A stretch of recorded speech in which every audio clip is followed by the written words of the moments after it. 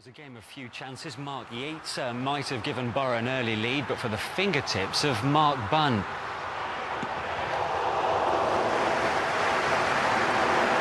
Danny Coyne in the Middlesbrough goal returned the favour with a good save from Stephen Quinn.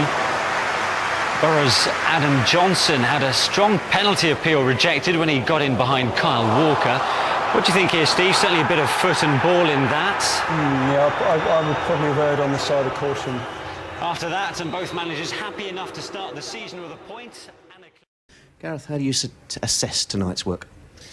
Decent performance. I think we'll have left here a bit flat because we haven't won the game, but I don't think there was much in the two teams. In the end, I don't think we worked their goalkeeper enough, but we gave a performance full of commitment. We stood up to the physical challenge, which I think people questioned whether we would, and there were some real pluses for us as well in terms of some of the individual performances. So it's a decent point. We'd have loved to win, but I think it highlighted where we're a little bit short at present. But I can't fault the players' effort and attitude. You mentioned areas where perhaps you feel you're a little bit short. You seem to lack a physical presence up front. Is that an area you're particularly keen to address?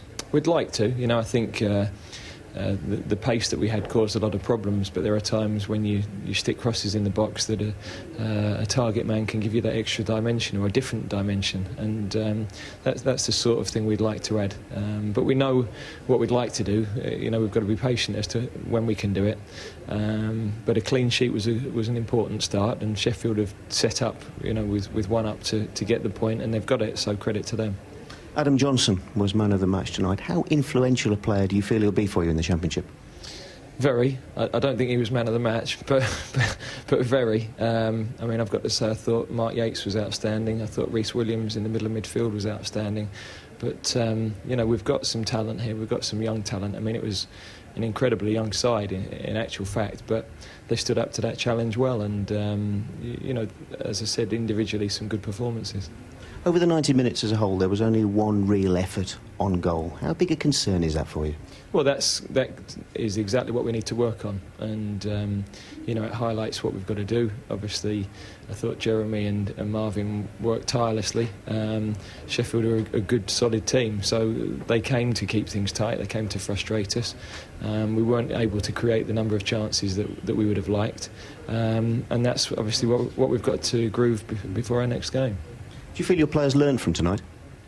Well, they will have done. Those who haven't played in the Championship will be aware what it's about, and that's what we're going to get every week. And we've got to make sure that our character is the same as it was tonight. We didn't crumble at any stage. We've got some big lads in our side as well, so they can handle that part of it. And, already a couple of injuries tonight, so the boys that are in the squad see how important they are, even though they didn't get the start tonight. There appeared to be something of a negative reaction from some fans at the end tonight. What are your thoughts on that? Well, I think it was brilliant, the crowd that we got. I thought the atmosphere before and during the game was great, and inevitably when you can't get the winner, you get a bit of booing. It's sort of commonplace now, but I don't think people could be critical of the commitment. As I say, I think quality in the final third, and that's what we need to improve upon. But I think it was a bright young team and first step out, and they did okay. Gareth, thanks for your time. Okay, cheers.